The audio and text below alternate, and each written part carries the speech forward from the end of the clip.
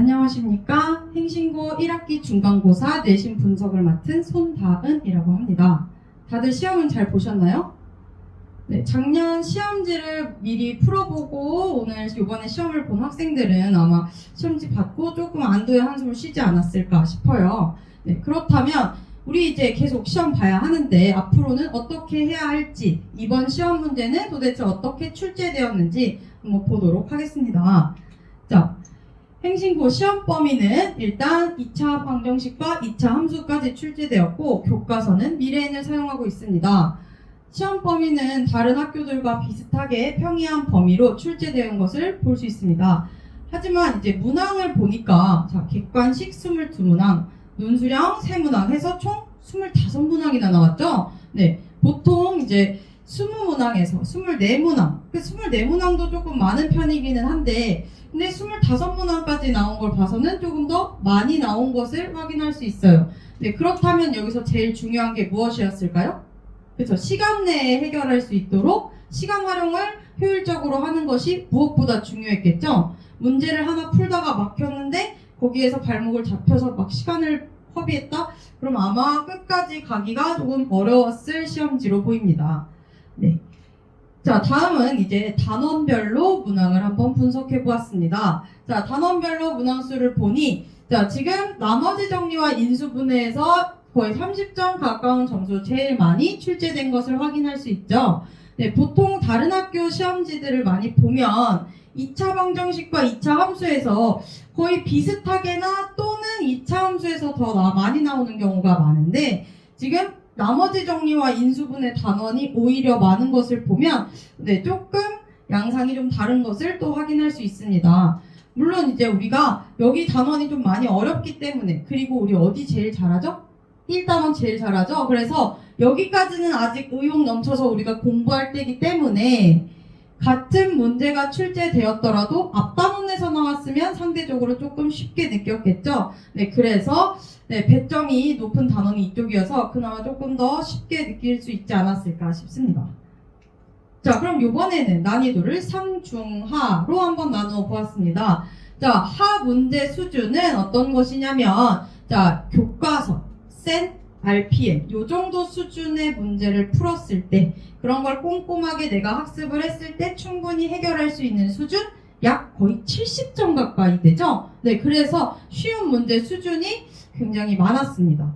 네, 그 다음에 난이도 중은 어떻게 되죠? 중의 난이도는 보시면 이제 우리가 센을 선생님 저 센을 한 3번 풀었는데 RPM 한 3번을 풀었는데 이 문제는 여전히 또 틀려요 하는 그런 문항들 있죠? 네, 그런 문항들이거나 또는 심화서를 봐야 심화서라고 하면 고쟁이나 일품 등등의 교재들 이런 교재들을 풀어야 해결 가능한 그런 수준의 문제들을 의미합니다. 그런 문항 6개 나왔죠? 네, 6개 적지 않아요? 6문제. 네. 그 다음에 난이도 상 문제는 고쟁이를 풀었더라도 예를 들면 고쟁이 스텝 3 같은 문항 그러니까 좀 많이 어려운 문제들이죠. 네, 그러거나 또는 모의고사에서 소위 킬러 문항이라고 불리는 그 정도의 고난이도 문항을 많이 풀어봤어야 그런 거를 해결해본 경험이 있어야 이제 대비가 되는 그런 수준의 난이도를 저희가 상으로 나눴습니다. 물론 이 난이도를 나누는 기준은 제 개인적인 의견이니까 참고만 해주시면 되겠습니다. 네, 보시면 지금 그래서 문항수가 70점까지는 그러면 센 RP의 웬만한 친구들은 다들 풀어보셨죠? 네, 그래서 풀어보시면 68점, 즉 70점 가까운 점수까지는 쉽게 받았을 텐데 그 이후가 이제 문제죠. 네, 그 이후 문제가 조금 문제였을 텐데 그래서 지금 중문제는 6문제로 꽤 많지만 상은 하나밖에 없는 것으로 알 수 있어요. 하지만 이 상도 제가 이제 상에 넣어놓긴 했지만 극상의 문제는 아니었기 때문에 오히려 70점에서 80점 올리는 데까지 드는 난이도 그 노력보다는 오히려 90점에서 100점 맞는 게 오히려 더 쉬웠을 수도 있는 그런 시험지로 보입니다. 왜냐하면 상 문제가 큰 차이가 없기 때문에. 그래서 이렇게 조금 어려운 문제를 경험을 많이 쌓아놨으면 네, 고득점이 가능했을 시험지로 보입니다. 자, 그렇다면 우리 이제 문제를 하나 보겠습니다. 저 상 문제, 저거 하나가 무엇이었을지 한번 보겠습니다. 자, 이쪽 문제는 모의고사 언제 거냐면 23년 6월 고1 21번 문항입니다.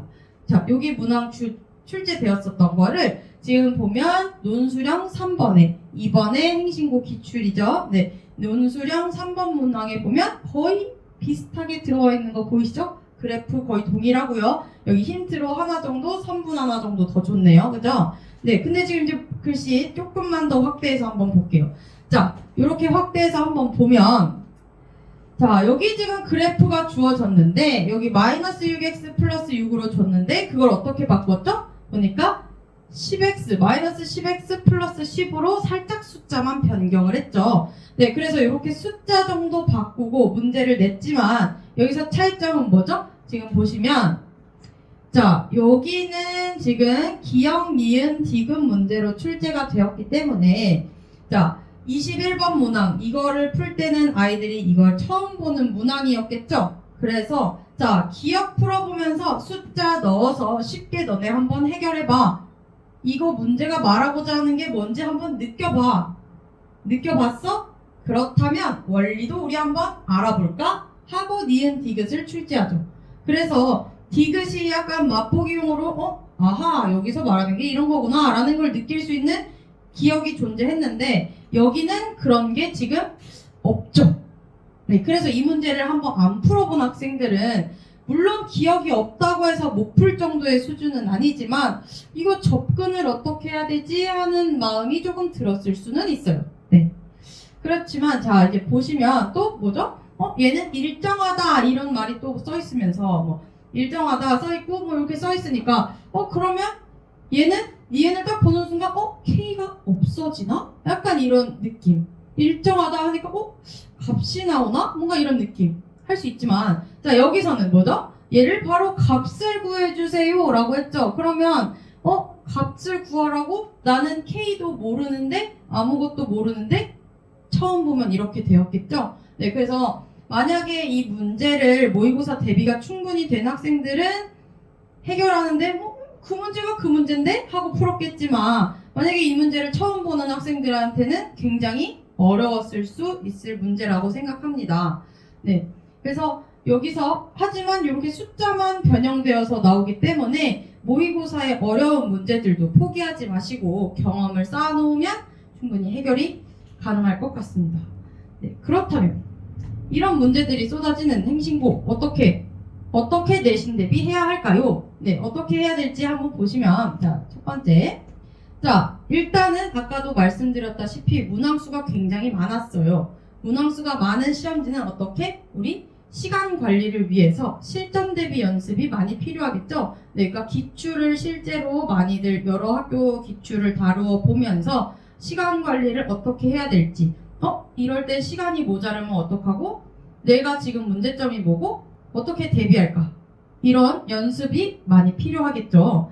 네, 그 다음에 숫자만 바꾼 변형 문제가 아니다. 그러니까 숫자 아까 보면 얼핏 보기에는 그냥 숫자만 슬쩍슬쩍 바꿨지만 구조도 많이 바뀌고 이랬기 때문에 문제는 아까 우리가 대놓고 두 개를 비교하면 똑같은 문제라는 걸 알 수 있었죠. 하지만 이걸 시험 시간에 딱 보는 순간 학생들은 보통 처음 놓는 문제인데? 라고 느끼는 경우도 되게 많아요.